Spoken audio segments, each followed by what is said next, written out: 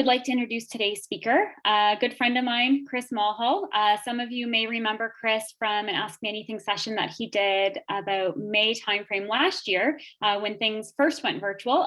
He did a session for us on virtual onboarding. So he's back with us today to talk about employer brand.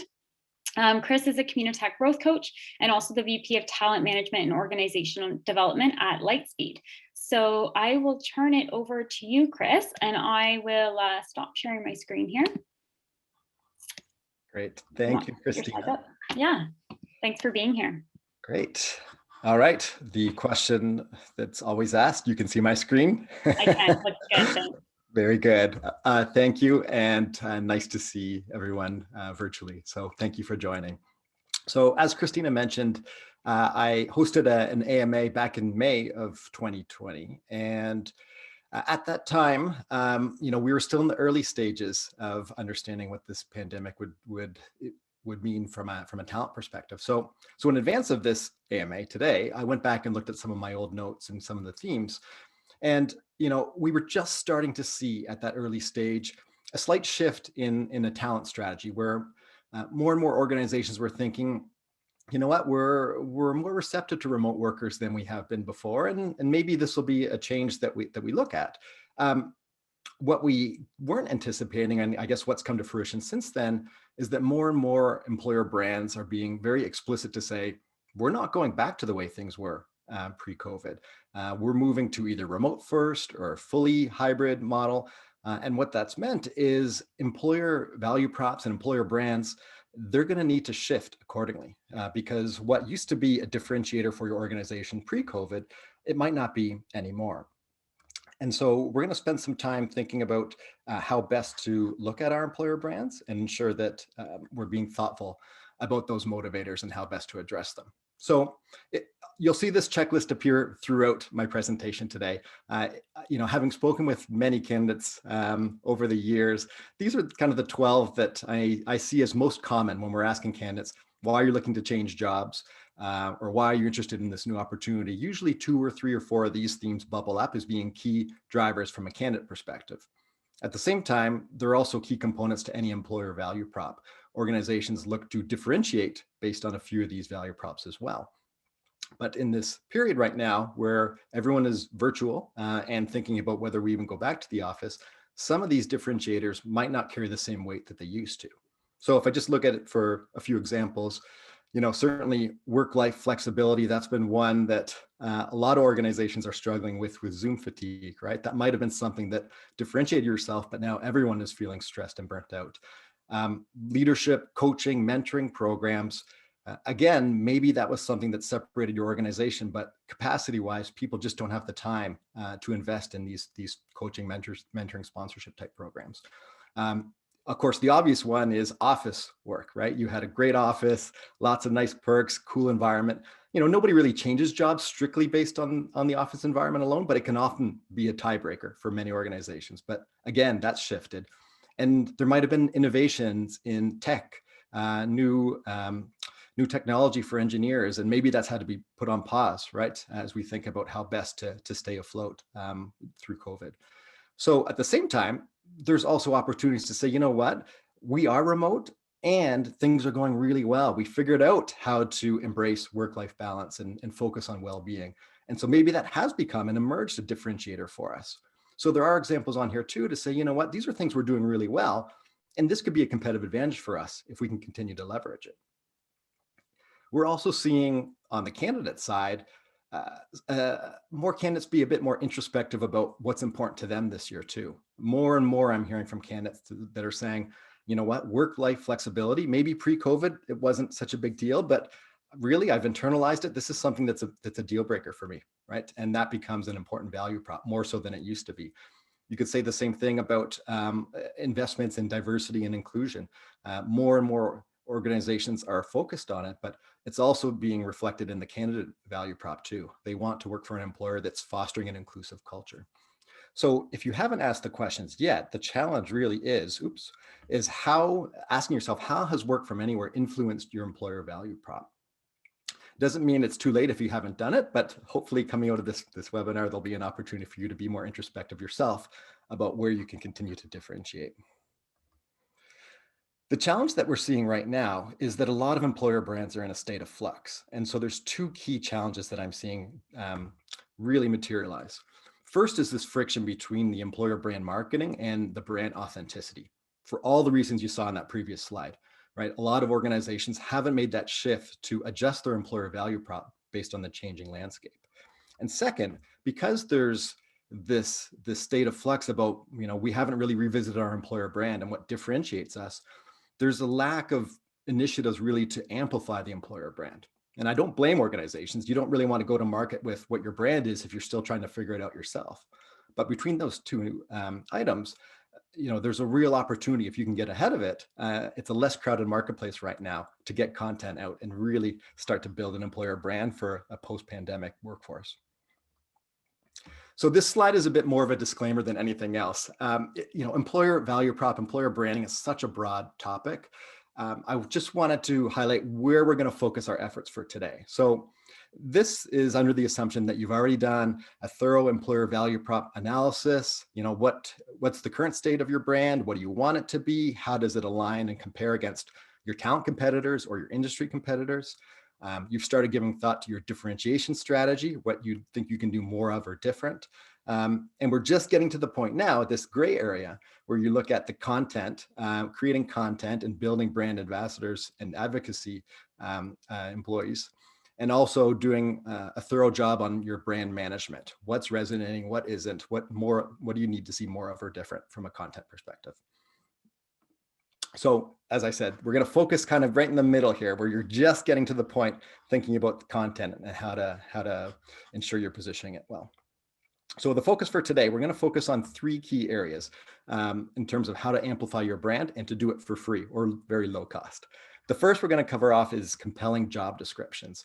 I really feel like job descriptions, it's the piece of content that gets populated and out on the market more than anything else, not just on your own careers page, but gets scraped by other job boards. It gets shared more often than anything else. It really is an advertisement continually, right? Depending on how many roles you're hiring for, there's so many opportunities to articulate your brand to a vast audience. So we'll talk a bit about job descriptions. And we're also going to share some insights into a job description research study that we commissioned a couple of years ago. And I still actively use that research today. Next, we're going to talk a bit about authentic employer brand ambassadors. So again, really feel like employer brand ambassadors is a key differentiator if used effectively. So we'll talk a bit about what works and what doesn't when it comes to leveraging brand ambassadors with your org. And then finally, we'll talk about differentiated candidate experience.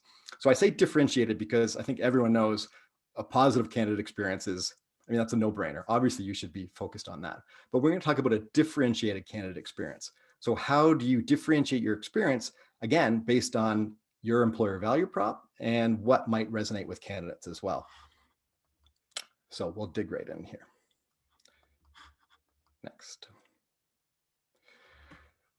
Okay, so I've spent most of my career in the tech space, and that means actively trying to headhunt candidates as much as possible.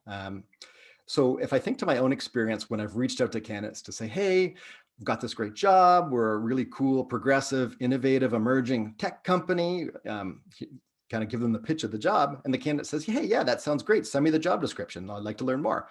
And then we send them this job description, and it's just covered with 18 bullet points of essential skills and requirements, and you need to have 10 years of experience in this and 7 years in that, and I'd really like 4 years of experience in this technology that just came on the market, right?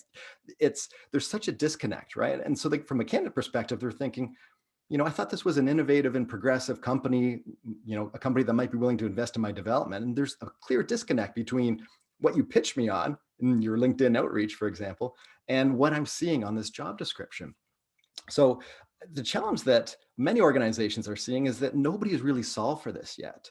And if you think, even with this comic, you'll see a few comics here. That's my disclaimer for you here.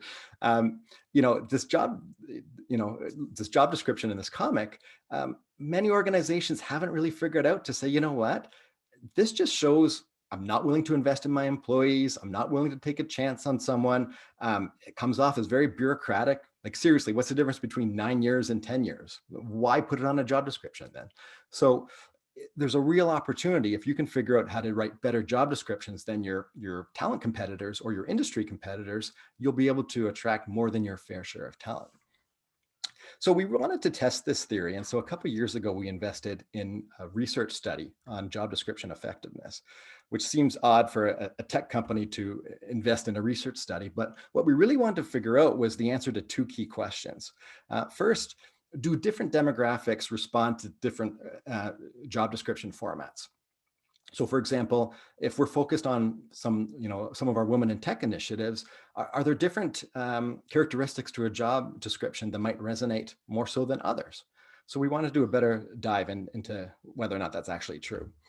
And second, what assumptions are candidates making about a company based on their job descriptions? So I gave the example before about how I positioned us as this fast-paced tech company, only to send a job description that's really boring, comes off bureaucratic, and there's just a massive disconnect.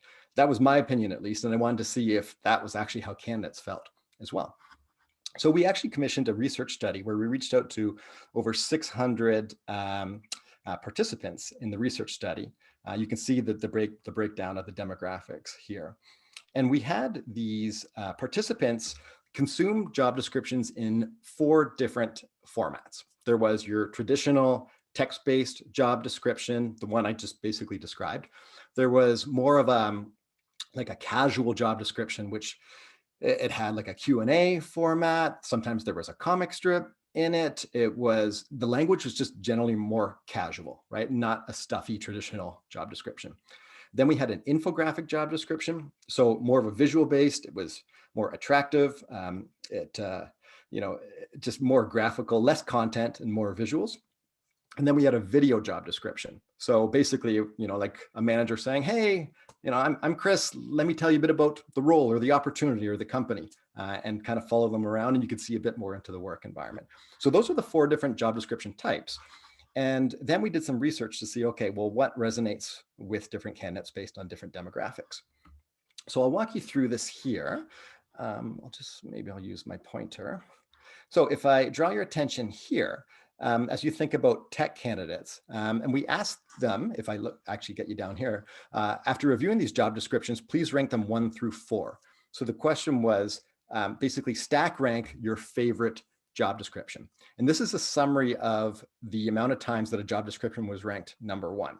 So for tech candidates, you can see that the comic Q&A kind of casual job description was most often ranked number 1 across all 4 of the key demographic breakdowns: men, women, 18 to 35, and over 35. On the non-tech side, interestingly enough, the same thing in that one job description type resonated far more than everything else, but it was a different format. It was the video job description. So in all same demographic breakdown, the video was ranked number 1.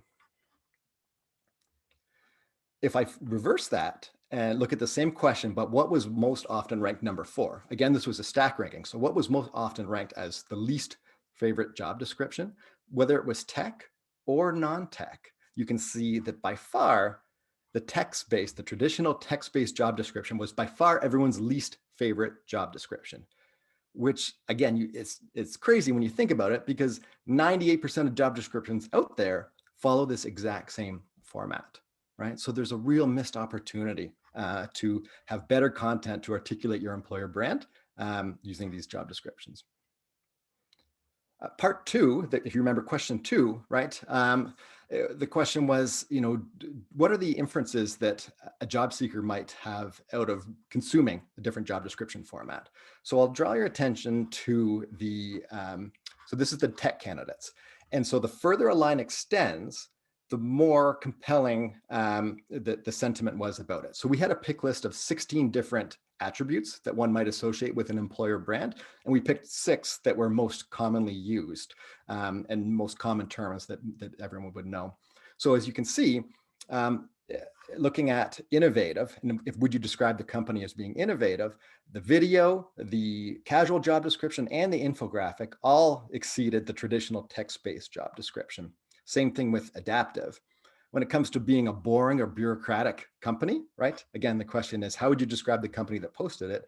The text-based job description by far, right, exceeds on the 2 categories you'd probably not want to have associated with your employer brand, both boring and bureaucratic. If I flip this to look at the non-tech, you can see similar themes. I think your eyes probably go to the blue first, right? You can see how far the blue really stretches out with the non-tech, right? Adaptive, supportive, inspiring, innovative, right? Really high scores in each one of those. And again, similar theme, boring and bureaucratic, most highly associated with the traditional text-based job description. So again, as you're thinking about your employer brand and how do you want to be perceived in the market, these job descriptions that are going out at critical mass, right? This is basically the personification of your employer brand and a real opportunity to think about how you could differentiate. Finally, on the job description one, I just want to share some of the downstream impacts to creating better job descriptions using this format. First, we saw a reduction in new hire attrition. And the reason for this, I primarily chalk it up to the video because I think it's easiest to give a realistic job preview using the video. So, a candidate could see the work environment. If it's an engineer, they could see they'd be sitting at a long table beside another engineer. Again, this is pre-COVID, but they'd be sitting at a table beside another engineer, and they could decide, before they even click apply, is this am I okay with that? Do I want to sit that close to somebody? Rather than 2 months into the job and they're sitting beside somebody and say, you know what, I wish I knew. I wish somebody told me. I wish I had a more realistic preview. So by being a bit more authentic at the front end of the process, we saw a direct correlation to reducing new hire turnover. One of the second initiatives that came out of this was there was more shareable content on social media. And I chalked this up to the fact that it was just more attractive content, right? The videos, the infographic, the funnier job description, right? It wasn't just your stuffy job description. People were more willing to share because the content was better. And thirdly, which is directly related to the second point, is we saw an increase in passive candidates. And the reason for that is because, back to the second bullet point, employees were more and more likely to share content, which meant our job descriptions appeared in the feeds of more LinkedIn candidates than they would have historically. And so we constantly heard, I'm not actively looking for a job right now, but your cool job description showed up on my LinkedIn feed. I'd love to hear more, right? So you can see the direct correlation. More content being shared resulted in more passive candidates. Christina, I'm going to pause there before we move into the next one, if there's any questions at this stage. I haven't seen any questions come in. I did just put a note into the chat to ask if there were any, so I'll give people maybe just a minute if they're currently typing.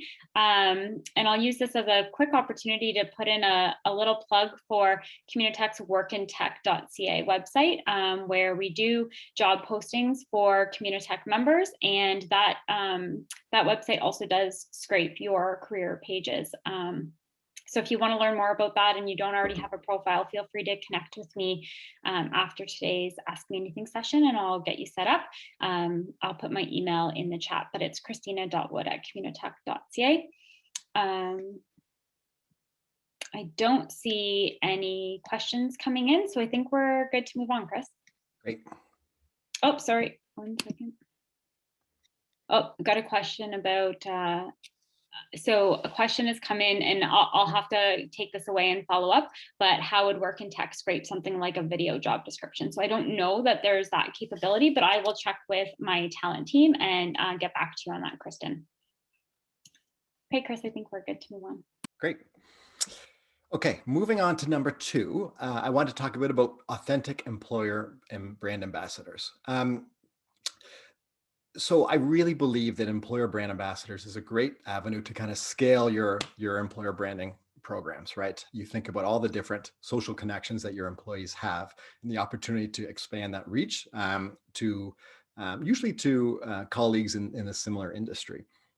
The challenge that we often see is that employers are asking their employees to share content really just at mass without really thinking about, is this actually resonating with candidates, and have candidates and their own employees to say, do we have our own house in order first before we're even asking them to share content? So I think about an example from someone in my network that said, my employer's constantly asking me to share content about new job postings, but they're all replacement hires because it's a mess in here right now, and we're just continually backfilling the same roles. I'd rather them spend their time focusing on getting our house in order, right? Thinking about the engagement of employees rather than just continually asking us to help them backfill, right? And I think that's reflected in this comic here, right? Where you can see, is the focus really on getting to the root cause of the issue, or just, perpetuating it with a Band-Aid solution? So as you're thinking about employer branding and you're thinking about how best to leverage your brand ambassadors, it's really critical that you think about how to eliminate that friction between your brand marketing and your brand authenticity. An organization that does this really well is L'Oreal. So I want to give a few examples. I'll just work kind of left to right. I guess it's that way on the screen. As you think about marrying that checklist, right? That motivators checklist with some of the content that L'Oreal produces. So if you see first on the left, you see Alice, who, if you're motivated by having an impact at work, meaningful work, this is content that will really resonate with you. It's a short video too. See, it's only just 1 minute and 4 seconds. So bite-sized video. And Alice was providing insight about the impact that she has in her role. And there's a great call to action, as you see here, ready for a job with global impact, right? Nice, and a link, and you can see the opportunity and click apply. In the middle one, if you're motivated by working in tech or working for a company that's investing in innovation, this video might resonate with you too. Again, just over 1 minute and a great value prop. Showing some humility to say, maybe you don't think tech first when you think of L'Oreal, right? But then positioning it to say, but here's where we're investing. This is what we're doing differently. So again, if your motivator is working for emerging tech, this could be a video that resonates. And then lastly, you can see a video, or sorry, this is a press release that reiterates L'Oreal's investment in D&I. And what I like about this too is that it says in the first sentence, for the 4th consecutive year, right? So without, really saying it, I mean, they're showing that they've been continually investing in D&I and fostering an inclusive culture over a prolonged period. So again, good examples to show, depending on what you're motivated by from a candidate perspective, they've done a great job building content marketing that'll resonate based on different candidate motivators. So again, as an employee, these might resonate differently with me too. And I think that's important, because what happens right now is that most organizations, they create a whole bunch of content to go out on social channels, and they just say, share this, share that, right? But what actually happens is it's more of the 80-20 principle, where 80% of the social shares, comments, likes come from 20% of the employee base. And that's really because there's a subset of employees that are more active on social channels than others. It's inevitable. The challenge is that not all of that content, it best resonates with the people that are sharing it. So I really think it's important, as you think about these motivators and these differentiators, to have people sharing content that most strongly resonates with them and encouraging your employees to do that. So if I think about the motivators checklist, and I'll just use myself as an example, if I share content about how awesome our tech stack is, right? For those that are close to me in my social network, they know that I can barely get a pivot table to work on the first try, right? So my perception of cool and emerging tech, right, it's a pretty low bar. But if I were to share content about how my company's investing in career growth and development, because that's something I'm truly passionate about and I've posted about before and I've written about before, then those in my network might take notice to say, if this is content that's resonating with him, there's some authenticity to it. Right? So really encouraging employees to say, like, what motivates you, what aligns with you, and share that content, right? And it comes off far more genuine than just sharing everything that the company puts out, whether or not it directly aligns to your core motivators. I'll pause there. Christine, if there's any questions on the brand ambassador side. I haven't seen any additional questions come in. Great. Okay, so lastly, I wanted to cover, as I get here, the differentiated candidate experience. So again, we all know candidate experience is important, but we're focusing on a differentiated candidate experience. And how can we ensure that we're thinking about the different steps and stages in the recruitment process and how you can leverage those to better articulate your employer brand. Again, this is another free opportunity for you at scale, thinking about all the candidates that go through the interview process. How can you ensure that their experience aligns with the employer value prop that you're looking to articulate? So I was speaking with somebody in my network not that long ago, and they chose to. She was telling me that they chose to drop out of the interview process because they were finding that all of the hiring decisions and the research they had done were very consensus driven. So there was about 8 people that they needed to interview with. They needed to be the top candidate with all 8, or they weren't getting the job. And the more digging that she did into the company's culture, she realized that all the decisions were like that. If you're working on projects, getting anything pushed through, it was very much a consensus-driven environment. And so she chose to opt out because it just wasn't a place that she felt like she could effectively get work done in an agile way. No different than trying to get 5 dentists to agree on the best kind of toothbrush, right?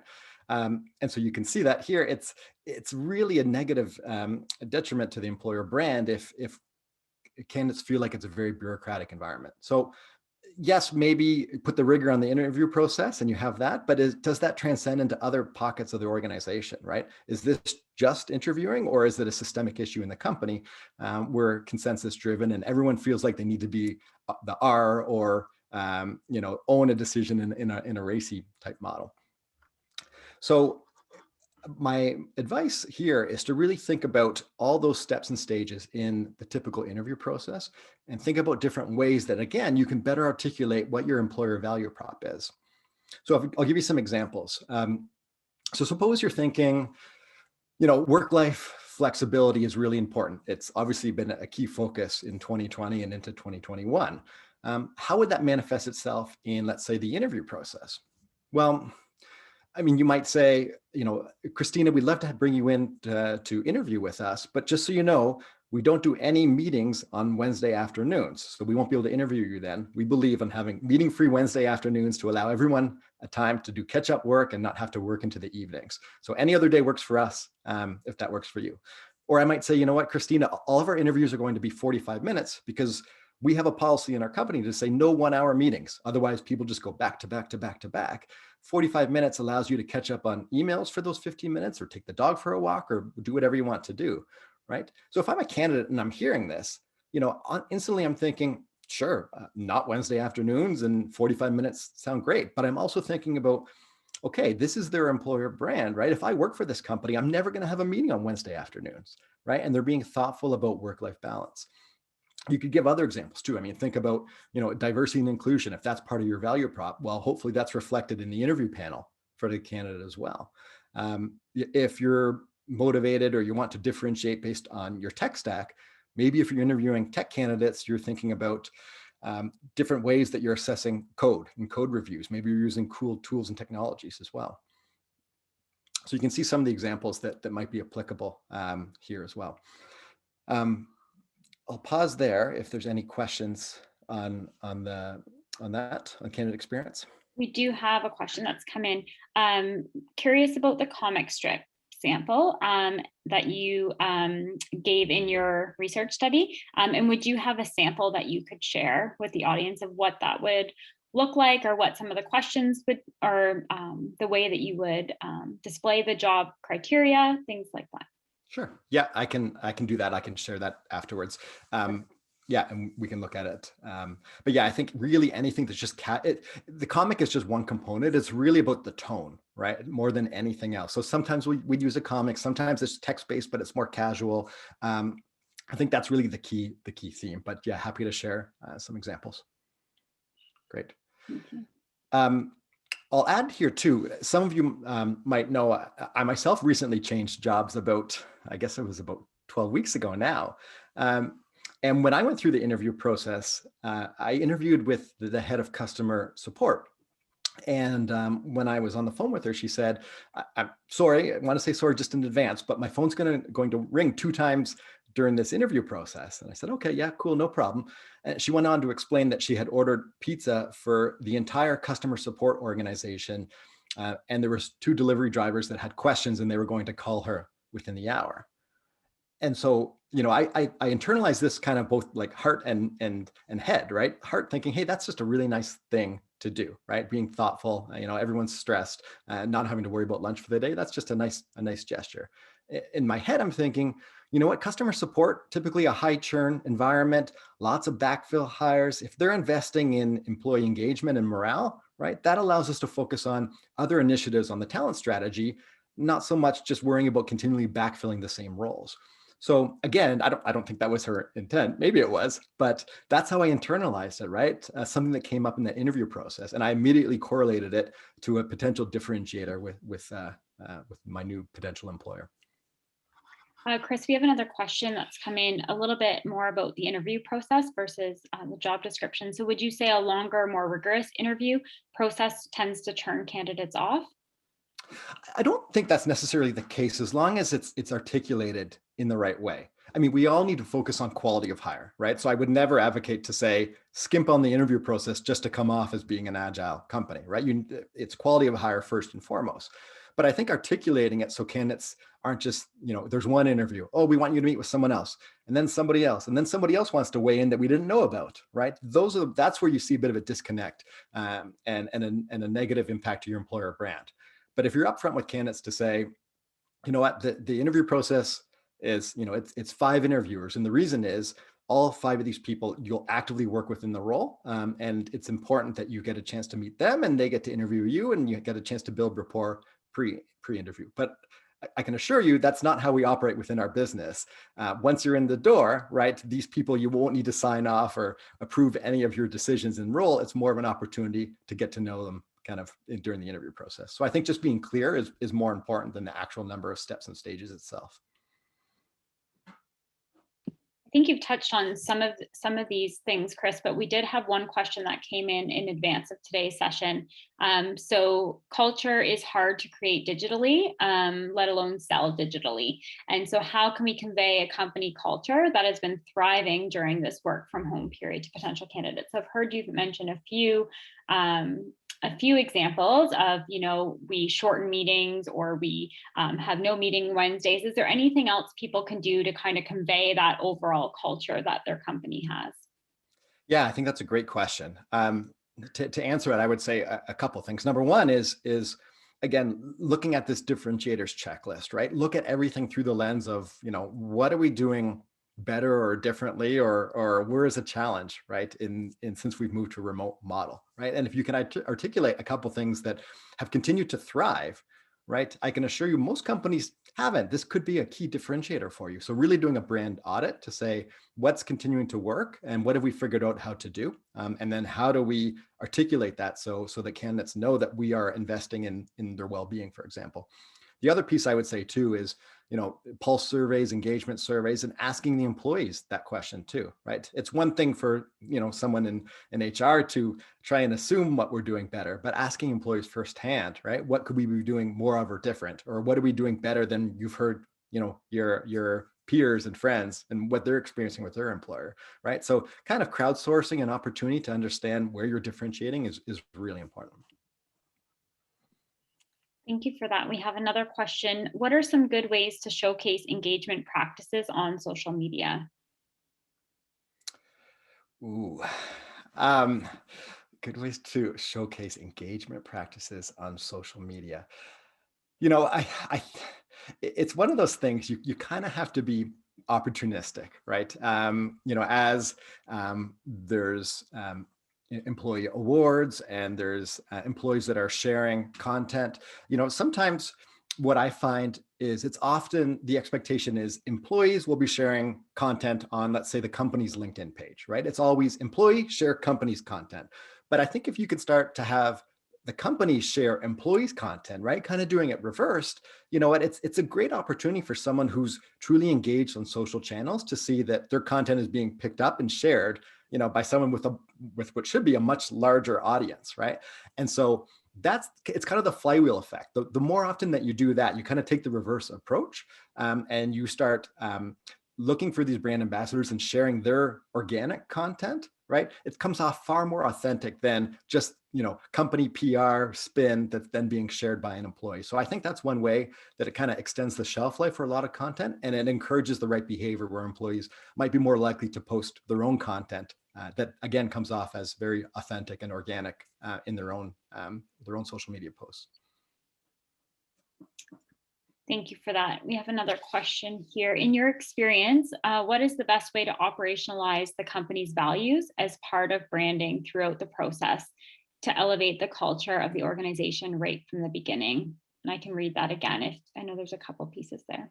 Okay, I'll start, but if I miss something, please jump in.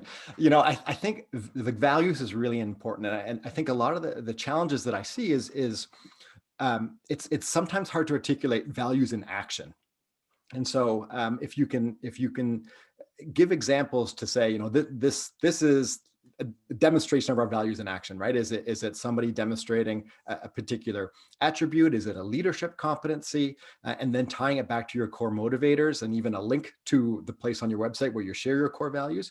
I think that's the challenge is values often live on a static careers page, and it's sometimes difficult to draw that correlation. So if you can think of, whether it be employee awards, where you're rewarding employees for demonstrating the values and then highlighting that employee who won an award, who demonstrated that value. It's a good example of how you can show these values come to life. So wherever possible, I like to draw in kind of a human example of someone demonstrating the value that you have, on a static careers page, for example.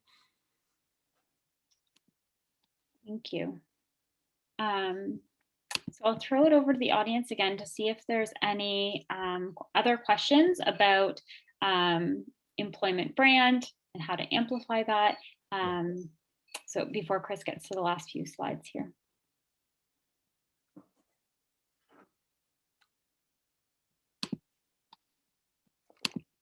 I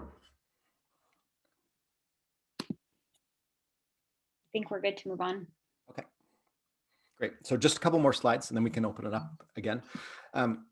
So off the top, we spoke about, where are employer brands struggling right now? And I want to kind of flip that and say, okay, well, why your employer brand will thrive, right? If we think about those two key examples. So again, thinking about it through the lens of job descriptions and thinking about it through brand ambassadors and thinking about your candidate experience. All three of those are just three examples, right, of how you can really look at amplifying your employer brand and ensuring that the actual experience that employees or candidates have aligns with what that value prop is. And if you can do these two things, I can assure you, you'll be ahead of 95% of the companies out there, because so many are struggling right now. And it's just this period where nobody really knows what to articulate externally, just because of they're unsure of exactly how their organization will look 4 or 5 months from now. But again, if you already know we're moving to a hybrid model, for example, how can you ensure that your employer brand will align? And there's if you can do these two, I really feel like you'll do them better than everyone else. So in closing, Christina mentioned off the top, from a Communitech perspective, happy to connect for growth coach for organizations involved. You can also connect with me on LinkedIn, and a plug for my blog, Whiteboard Talent, where you can see more of these little comics, and also where I kind of whiteboard, clear the slate on talent, and let's start from scratch and revisiting and thinking about how to revisit and disrupt the talent industry today. So that was everything I had for today. And I'll turn it back over to you, Christina. Thanks, Chris. So I'll throw it out to the audience to see if there's any last questions, things that you were hoping to walk away with from today's session that we haven't yet touched on. Please feel free to put those in the chat and we'll get Chris to answer them while he's here. While we're waiting to see if there's anything in the chat, Chris, are there any kind of other final thoughts around, this changing landscape of the work from anywhere and how that's really changed how candidates think about where they want to work and the type of companies that they want to work for? Yeah, I really feel like we're seeing a significant shift on the candidate side in terms of where they want to work. There are many implications, right? Again, if you think about that checklist, compensation, obviously that's not something that every company can compete on. And especially if anyone has seen the Spotify announcement, I think it was last week, where they said even employees that are moving out of San Francisco and they're moving to middle America will still continue to pay them San Francisco wages, right? And so it puts more and more pressure on these organizations that can't compete on comp to figure out what other than comp motivates candidates. And in turn, how can I best position my employer brand to leverage those other motivators outside of comp or total rewards? So I really feel like that's going to be a key push, is to, again, if you can't compete on comp or total rewards, is to really articulate where you're differentiating some of the other employer value props that resonate with candidates. Awesome. We do have a couple of questions that have come in here. Can you talk a little bit about your views on ESG? And you'll have to forgive me, I'm not sure what that acronym is for. So I hope you know. No, if they can spell it out. Kevin, if you can expand on that, that'd be great. Thank you. The next question that came in is, how do we use job sites to showcase employer brand? How do we put up creative job ads there? Sorry, I missed the first part. On job On board? job sites. So like if you're wanting to post on Indeed or other places, how do you get away from that traditional job description when you're using sites like that? Well, I mean, I really think you're at the mercy of whatever formats that they force you to use, right? And so if you can continue to funnel candidates back to the social channels that you want them to go on, I think that's the best approach. So what I like to do is, on my job description, is include a footer, right? To say, to learn more about our organization, click here and here, right? It could be Glassdoor, it could be LinkedIn. So even if I'm at the mercy of Indeed's format, for example, I can still divert candidates towards a platform where I feel like we can better articulate our employer brand and our employer value prop. So that's one way I look to circumvent it if you're at the mercy of the formatting of a third-party job board. That's great to know. As I mentioned earlier, we have the Work in Tech job board, and I did confirm for Kristen that at this time we can only scrape traditional job descriptions. So it's good to know that that's a workaround in the meantime. Yeah. So Kevin did expand his question here. So views on environmental, social, and governance. Mm-hmm.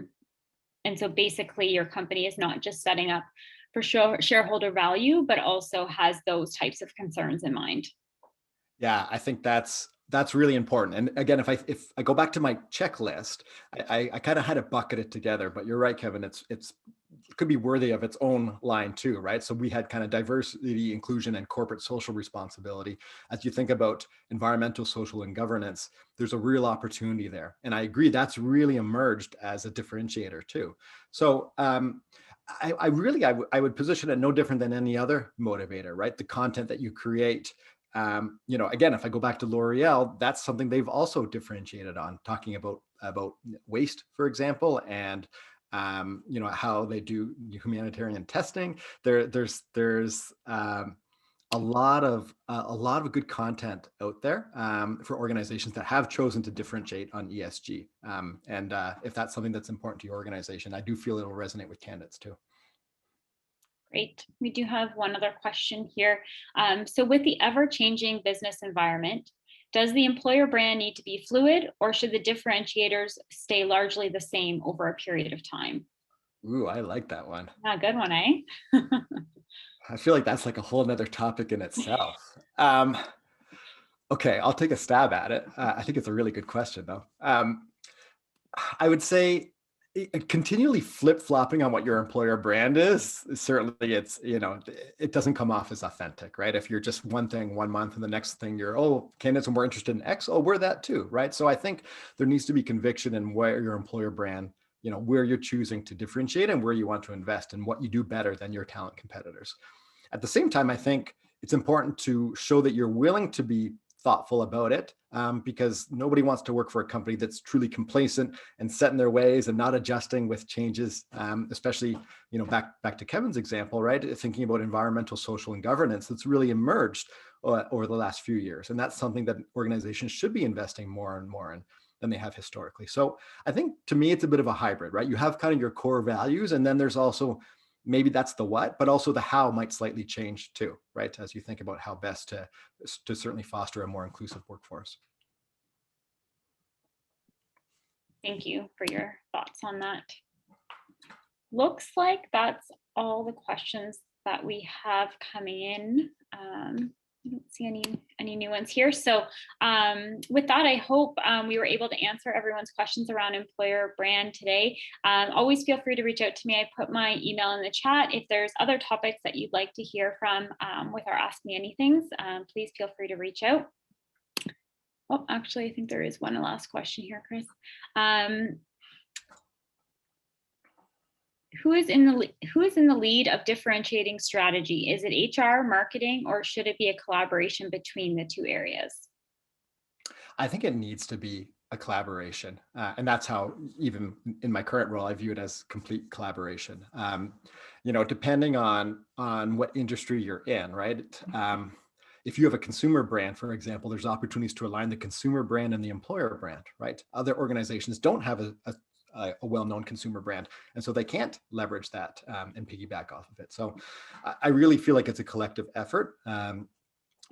Sometimes marketing has a different budget than HR, and so it's important to ensure that you're collaborating. But I really see it as a collective effort. But it really starts, if you go back to that slide I had with the kind of the timeline, the gray and the blue, right? Having the right stakeholders involved early enough is so important. And that's both like employee workshops to help employees add value into, what is our employer brand and what isn't it? So that when you do go public with what your employer brand is, it's already been vetted internally to say, yes, that content resonates with me, rather than going externally first and employees are saying, that's not how it actually is here, right? So being really thoughtful about being very inclusive when you're building that employer brand is so important. So that's where, yes, it's marketing and certainly the executive team, but also getting all employees bought in that this is what our employee value prop really is. Awesome. Okay, I'm going to do one last check here. Questions are coming in. Okay, I think we're good. So thank you to the audience for joining us today. I hope that was helpful in looking for new talent to join your amazing organizations. As I mentioned, please connect with your CSM or advisor if you'd like to chat with Chris further about some of his ideas. And reach out to me if you aren't already on Work in Tech, and I can get you set up there. And Chris, thank you for joining us today. As always, it's a pleasure to talk to you. So thanks so much for spending the time with us.